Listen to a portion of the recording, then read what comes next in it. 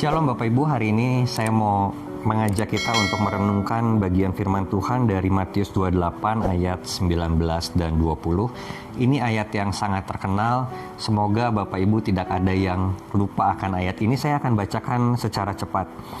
Karena itu pergilah, jadikanlah semua bangsa muridku dan baptislah mereka dalam nama Bapa, Anak dan Roh Kudus, dan ajarlah mereka melakukan segala sesuatu yang telah kuperintahkan kepadamu. Dan ketahuilah aku menyertai kamu senantiasa sampai kepada akhir zaman. Berapa banyak dari orang Kristen yang sebetulnya punya pemahaman yang salah bahwa memberitakan Injil, memuridkan, itu adalah tugas dari hamba-hamba Tuhan, dari para penginjil dan pendeta saja. Itu adalah konsep yang keliru yang harus kita tinggalkan, dan seharusnya kita beralih kepada firman Tuhan untuk melihat apa yang sebetulnya firman Tuhan katakan. Matius 28 ini dan keseluruhan Injil Matius tentunya ini diperuntukkan tidak hanya untuk orang-orang Yahudi di masa lalu, tetapi juga ini sifatnya universal dan berlaku untuk kita, orang-orang Kristen yang berada di abad 21 ini.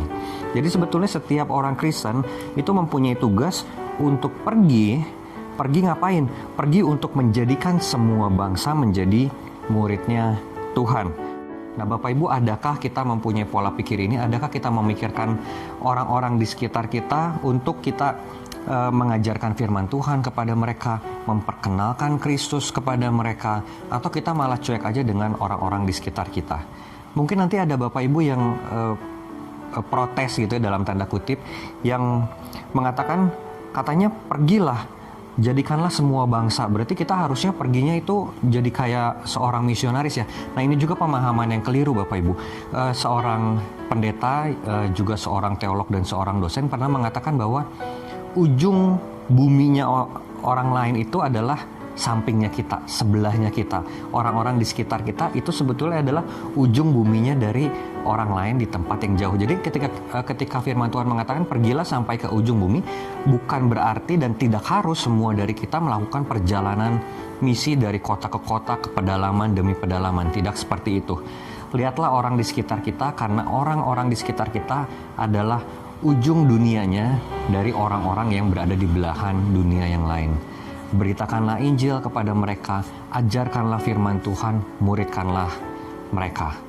Tapi masalahnya Bapak Ibu, ketika kita mau mengajar mereka, mau memuridkan mereka, gimana kalau kita tidak pernah diperlengkapi terlebih dahulu?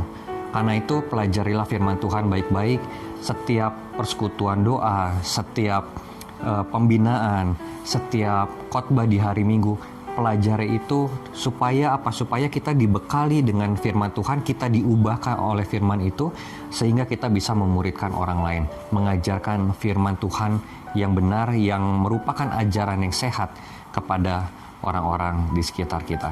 Karena itu Bapak Ibu, pergilah, jadikanlah semua bangsa murid Kristus. Tuhan memberkati.